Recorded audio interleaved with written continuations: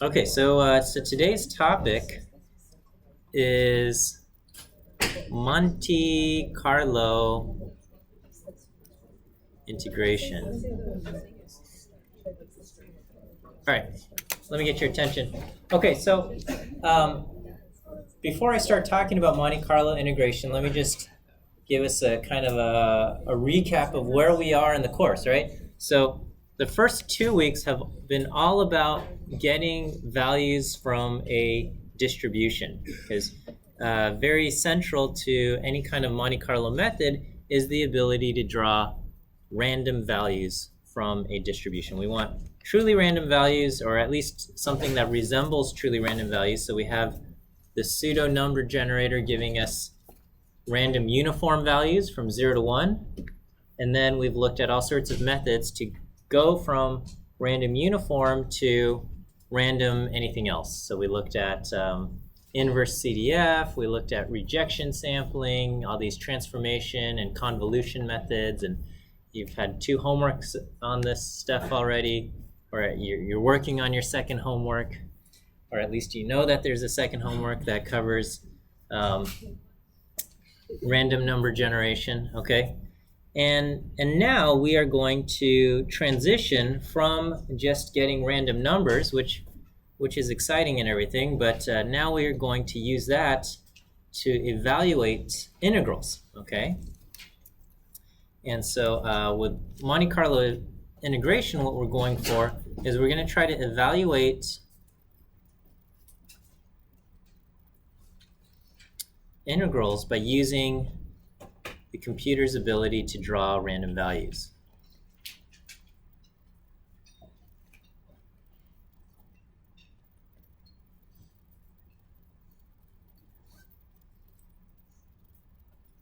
Okay, we're actually not completely done with random sampling. Okay, so far we've looked at generating random values from univariate and then like kind of the bivariate normal, but then we might encounter really complicated high dimensional probability distributions, and we'll look at methods and strategies for sampling from those things, okay? But I think it'll make sense to cover this and then go back to revisit that topic, okay? All right, so the idea with this is, so this is from, so our textbook, it's good, but it's very terse, okay? So we'll spend like an entire lecture, and the textbook devotes like a paragraph to that to that thing, right? Like the entire thing on the Box-Mueller transform is maybe like 1 page, which is fine. It doesn't give us any unnecessary information. Everything in here is good. But basically, let's say we want to evaluate some integral. Okay, so here's our application. Is we want to evaluate the expected value of some function, not some function, expected value of some function h of x if x comes from a random distribution f. Okay, so this is the expected value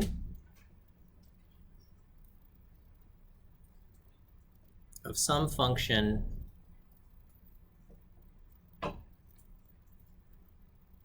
h of x, applied over the random variable x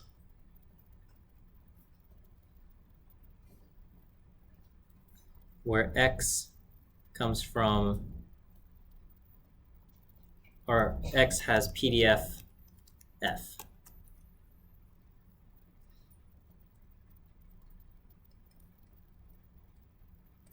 Okay, does that make sense? So we've got some random variable x, and we're going to apply some kind of function to it, and we want to get the expected value of the function when it's applied over that random variable. Okay, and so this becomes the integral what does it become? It becomes the integral over x of the value h of x times f of x dx.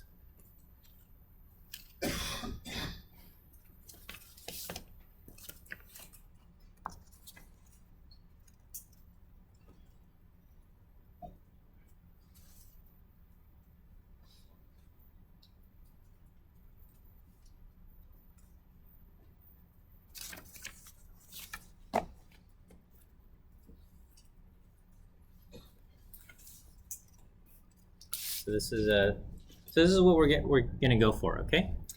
And we can kind of use and so this is I don't know, you learned this in what, 100A, like just the value of some function, right? Okay,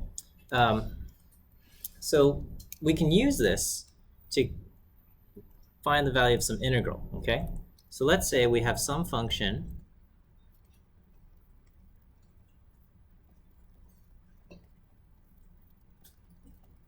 h of x, and we want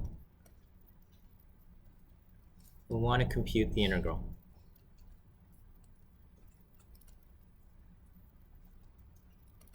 Okay, and we'll say we want the integral from a to b of h of x dx. Okay, and we will call this quantity I. Right, so I will be the value of the integral, which is just the definite integral from a to b of h of x dx, okay?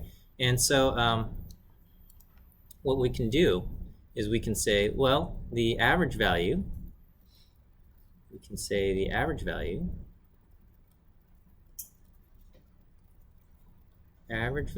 of h of x over the interval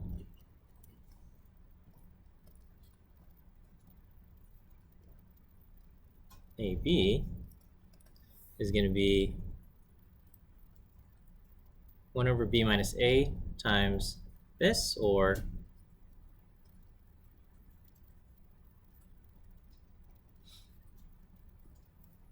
okay, so that makes sense. That's the average value of our function. Okay, and so we can rearrange this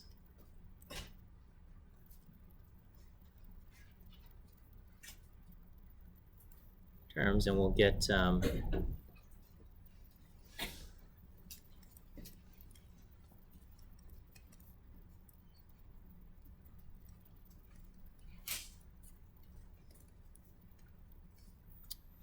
what we notice is that, where did my color palette go?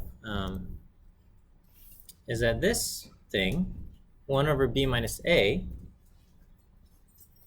if we say f of x is equal to 1 over b minus a, this is the PDF of what distribution?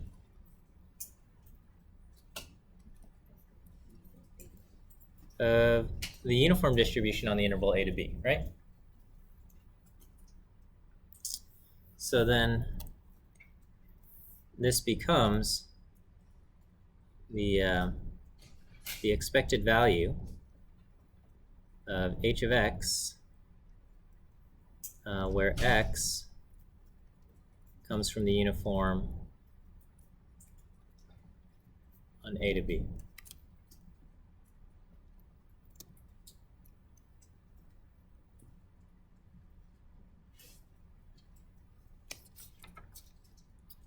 Okay, does that make sense then? Okay, and then so if we have that, we can get back the value of our integral I. So I'll go on to the next slide. Okay. All right, we got a attendance poll going. If you've trickled in a little bit late, I'll close it in a few minutes here. Option A. So if you make sure you answer your attendance poll, and then I'll close it in a couple minutes here. Okay, so we got I. We can rearrange, and we can say I is equal to b minus a times the expected value of h of x. All right, so let's do simple Monte Carlo integration. We'll look at the uniform case, okay? And so, so the way we're going to do this is we are going to begin, and we will generate a series of random values drawn from the uniform.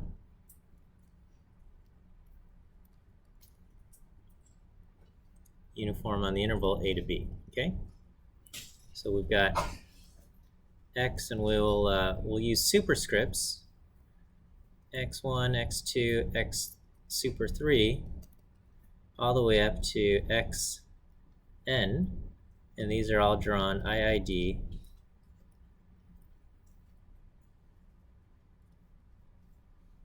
on the uniform distribution, okay? And then what we'll do is we will compute the function value, function h of x on each x that is drawn. So we will get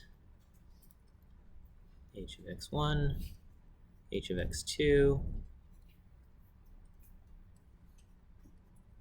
h of x super 3, all the way up to h of x super n, okay? And then using that, we will estimate what the expected value of h of x is with the sample mean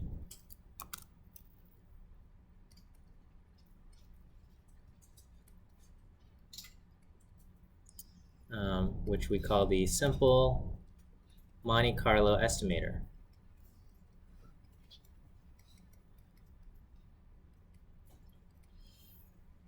All right, and so this thing is h bar sub n, and this is just equal to 1 over n times the sum of from I equals 1 to n of h of x super I.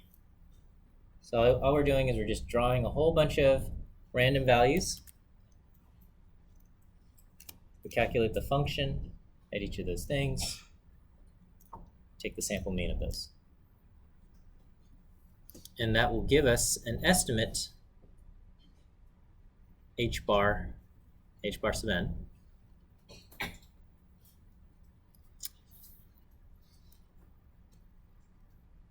Okay, and then we estimate, so we'll have an estimate of I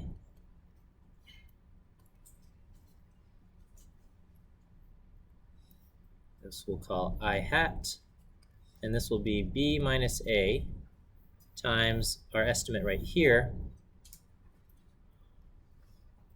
h bar sub n.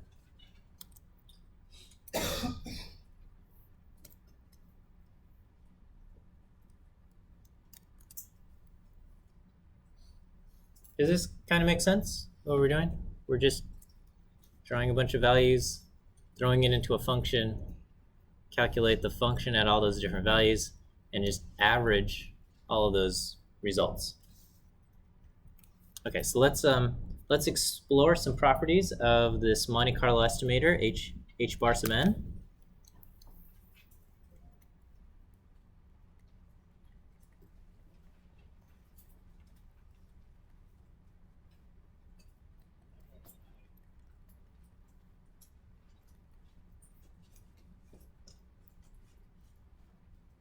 All right, so let's look at the expected value. Okay.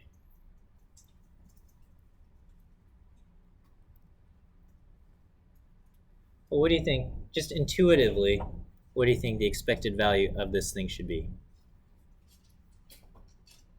So the expected value of our estimator, okay,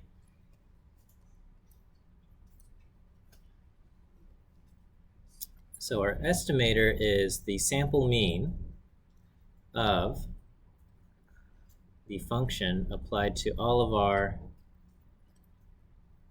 random values I. Okay, so I'm going to just pull out the 1 over n.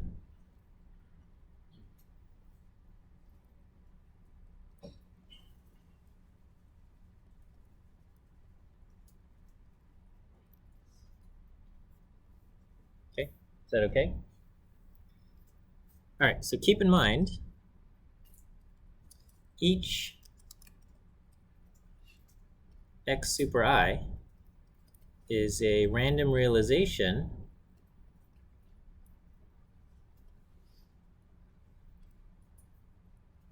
of the random variable x.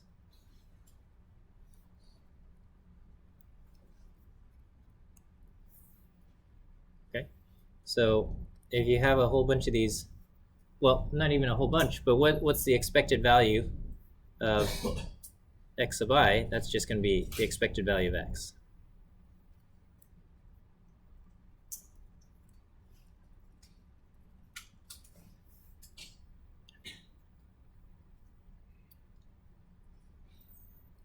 Okay, and this goes from I equals 1 to n.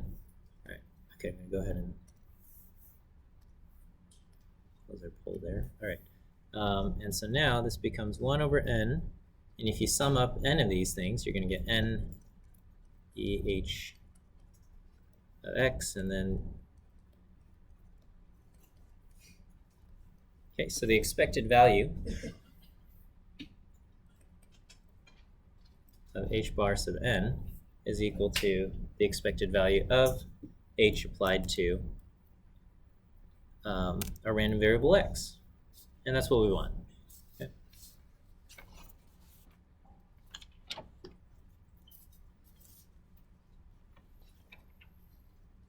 All right, so far so good?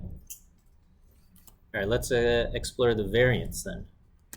Okay, so the variance of our estimator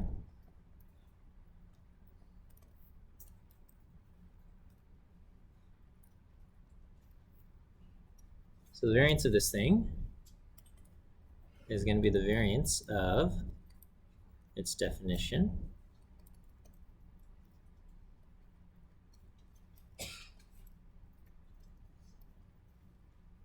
okay, and again, you know, each x super I is a random realization of the random variable x. So if I pull out the 1 over n, what am I going to get? Pull a constant out of the variance, you get the square of it, so we get 1 over n squared of the sum of I equals 1 to n of the variance of h. And then I'm going to go ahead and just do this step here and say, you know, the variance of the x super I is going to be, of hx super I is going to be the variance of that. Okay, so I get 1 over n squared. The sum of I to n, we're going to have n of these things, times the variance of h of x. And this gives me 1 over n times the variance of h of x.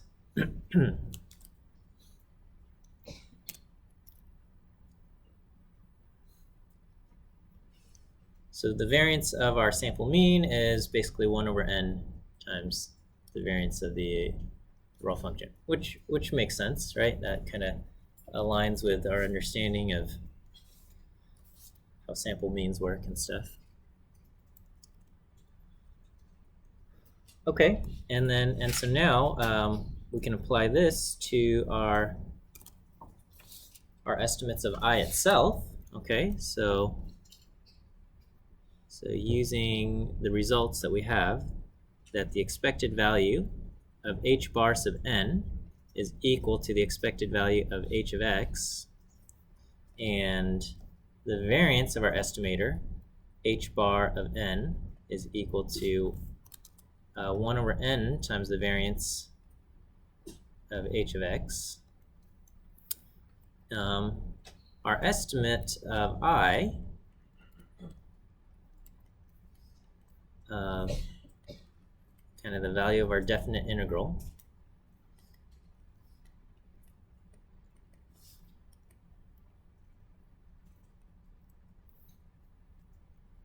which is going to be I hat, which is equal to b minus a times h bar of n. Okay. So again, I hat is the estimate of the integral a to b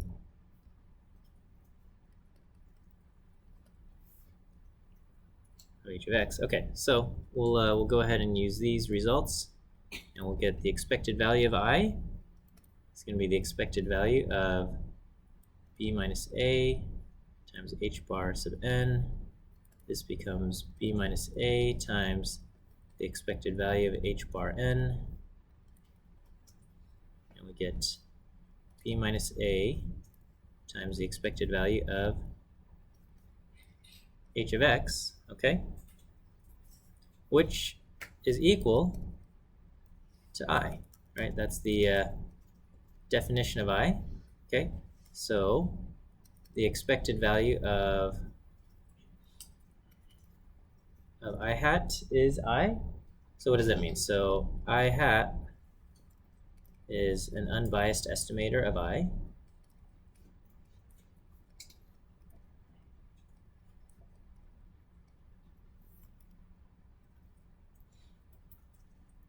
So that's a good thing. Usually we want unbiased estimators. Okay.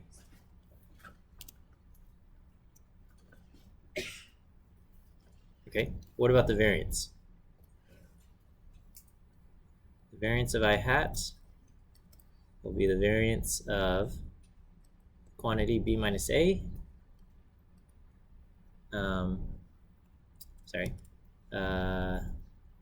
Yeah.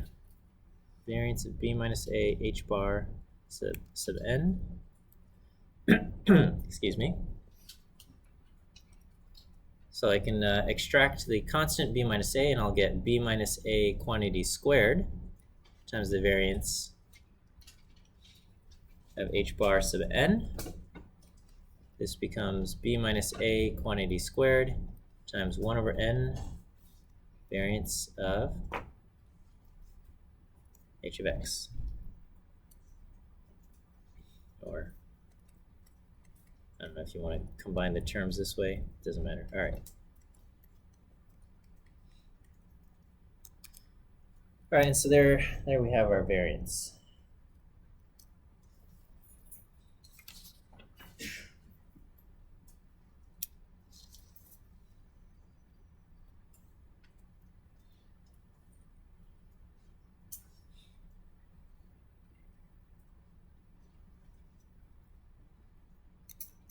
All right. Okay. And furthermore, we can use the law of large numbers and central limit theorem to get something. Okay. So kind of one of the things that the law of large numbers states. What does the law of large numbers say about a sample mean? Yeah, that if you've got an estimator that's a sample mean, and you take a big enough n, the sample mean itself will approach the population mean, right? So, so if you have an estimator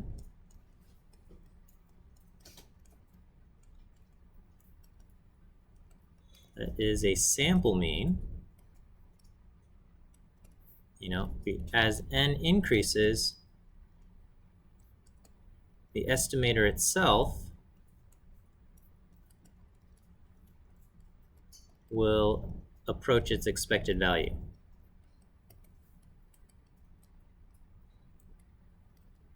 The population mean.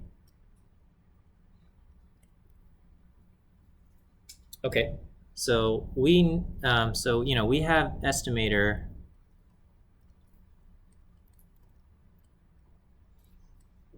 h bar sub n, which is a sample mean.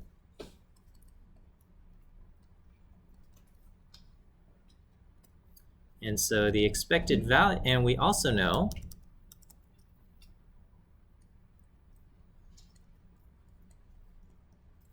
that the expected value of this thing is equal to the expected value of the function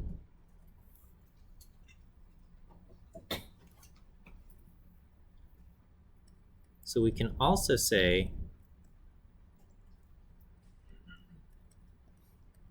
that the value h bar sub n itself converges to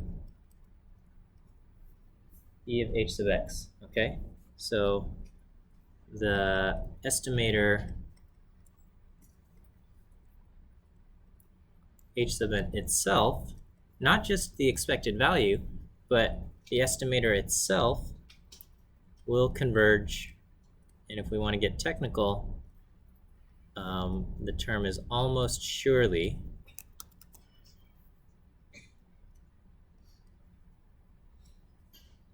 will converge to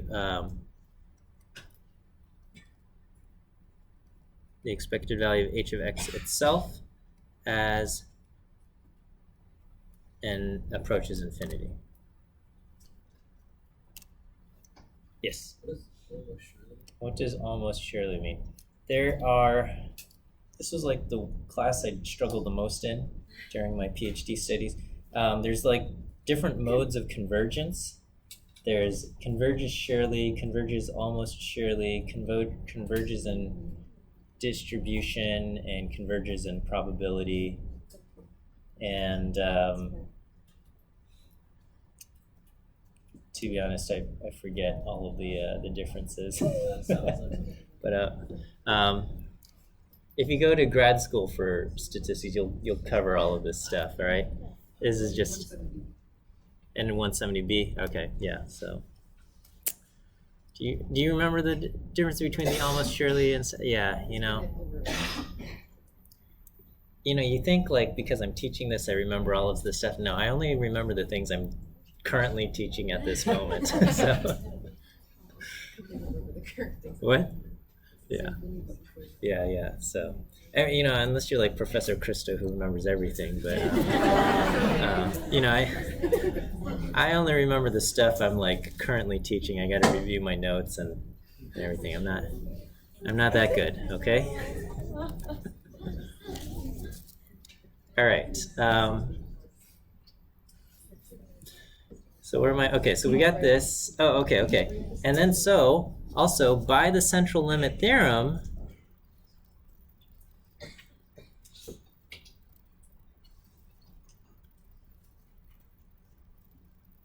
which says basically if you turn these things into z-scores, so if you take some h sub n and then you subtract off its mean and divide that by its standard deviation, the root of the variance, this thing, which is equal to this thing, the expected value of h of x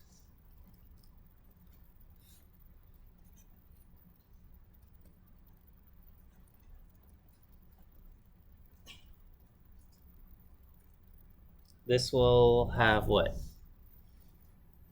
What property? Comes from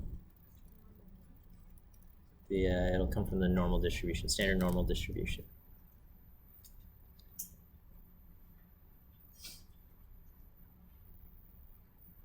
So now we can make statements about any particular observation of h bar sub n. Okay, basically you know, via the central limit theorem, we can now like create confidence intervals and stuff, plus or minus 1.96, all of that goodness.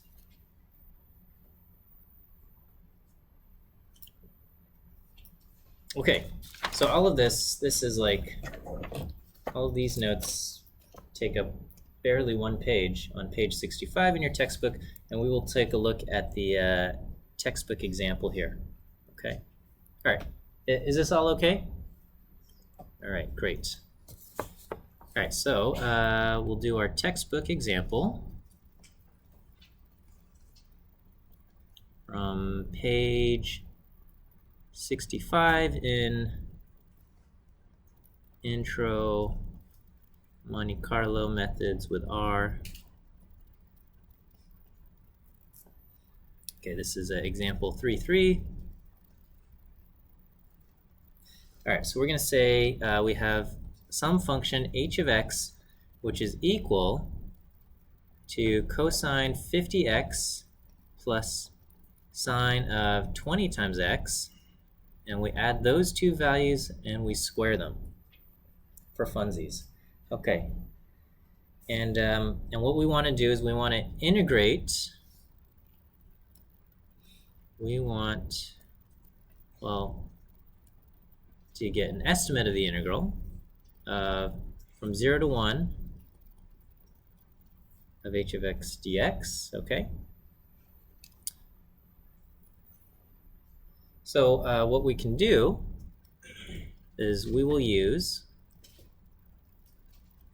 x coming from the uniform on 0 to 1, and in that case, the PDF of x, f of x, will be equal to what?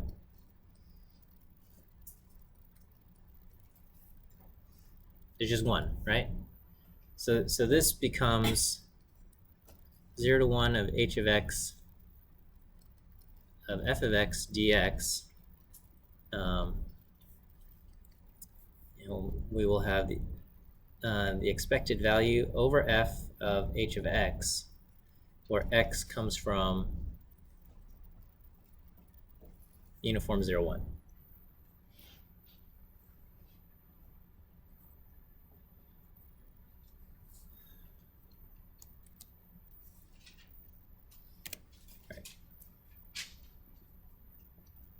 Does that make sense to everybody?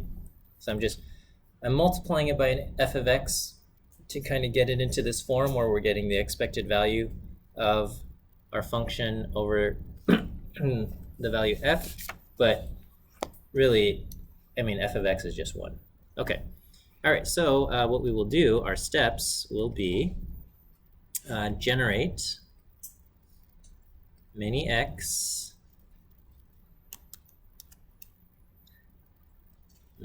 values from uniform 0, 1, and then we'll plug our x into h of x, and then take the sample mean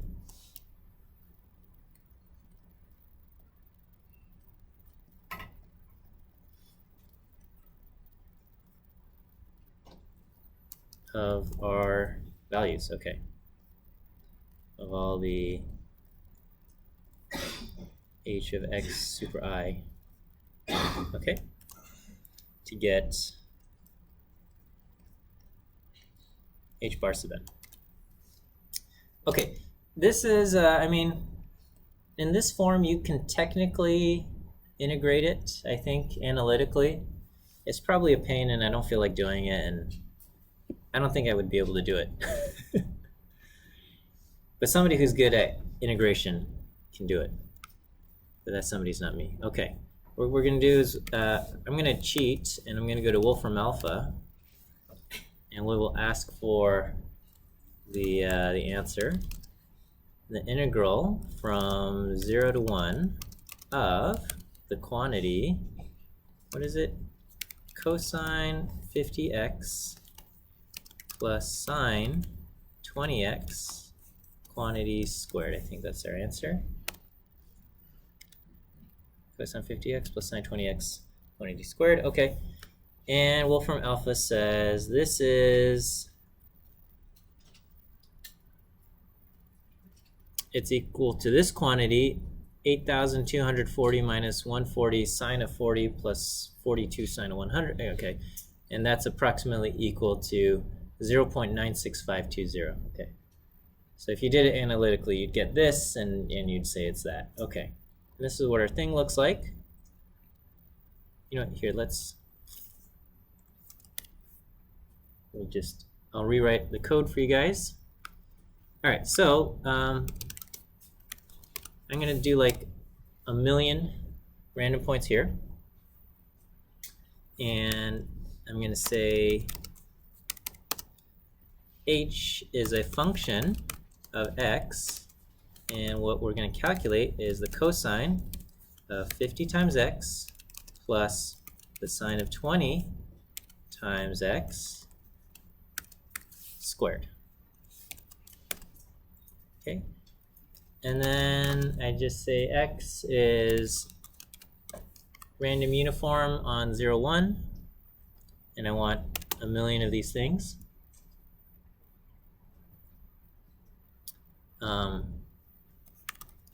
Hx is going to be h applied to x, and then h bar is going to be the mean of hx, and that's it. Okay, that's and we get 0.9666939. Okay, I don't know, I can do 10 million. Let's see how long this takes. Takes a couple seconds, not too bad. All right, and I get 0.9647232. So this is moderately better. Okay, let me just kind of show you what's going on here. Sequence from 0 to 1 by equals 0.001, and let's plot s and h of s type equals L. All right, so this is our plot here, and basically what I'm doing is I'll do y is a random uniform, and then we got h of y,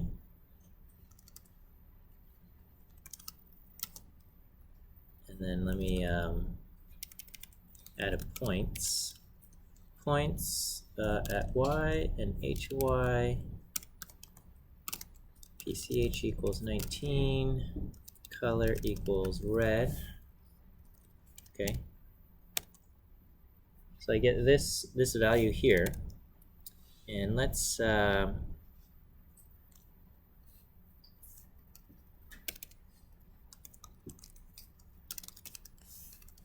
I'll just call this run. Create an empty vector, and run will be, we'll tack this on here, okay? I'll ask for the mean of run. So I take one random value here, and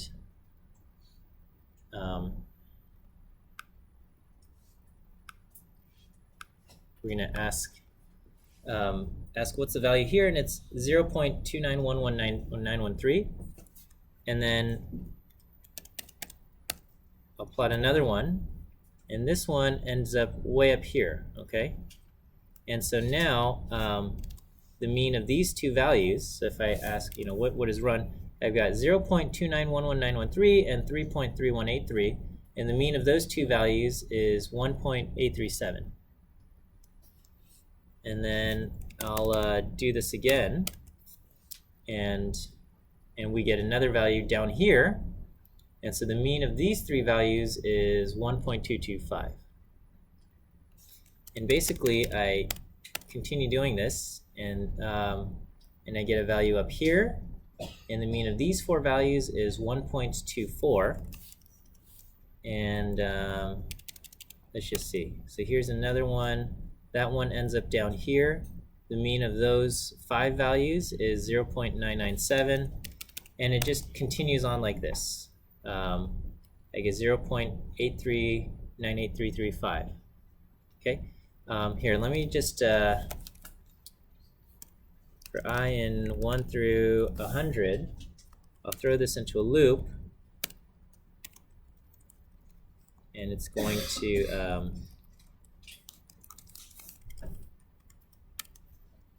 I'll have it print. So here just sampled 100 more points, and you can kind of see how as we sampled more and more points, the value of our running mean changes a little bit. Okay, so I can do plot basically 1 through 100 of run from 1 through 100, type equals L. Oh no, not run. I need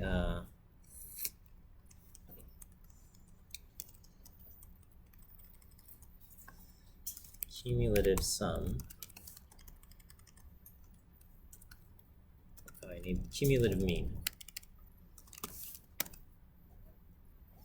There's no cumulative mean? Hang on.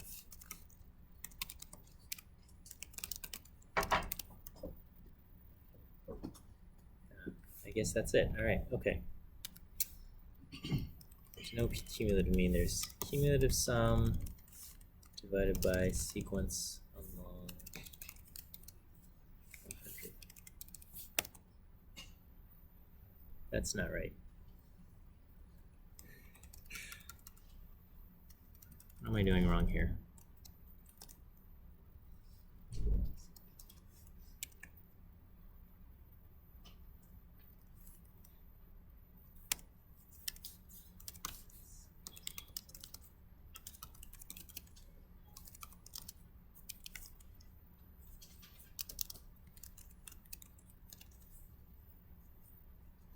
Oh, I got it.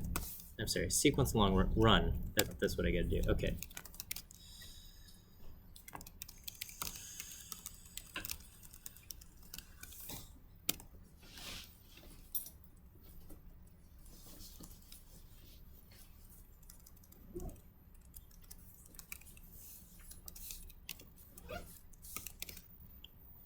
Okay, so we see it kind of bounce around at first, and then it'll settle out. Let me go ahead and just do, I don't know, another 500 here. Oops, okay, we don't want that. And so as it plots, you can see it fluctuates, but then as n increases, it starts to kind of settle down around a particular quantity, and we can see it, approach eventually. I'm not going to do 10 million here, but our estimate after 10 million random Monte Carlo estimates or samples turned out to be 0.9647, which is pretty close to the true value. Okay, it's off by a little bit, but this is Monte Carlo method, so it's just trying to get you a good estimate here. Okay, we'll take a look at this again on Wednesday, the open case, and maybe we'll cover important sampling. So we'll see you then.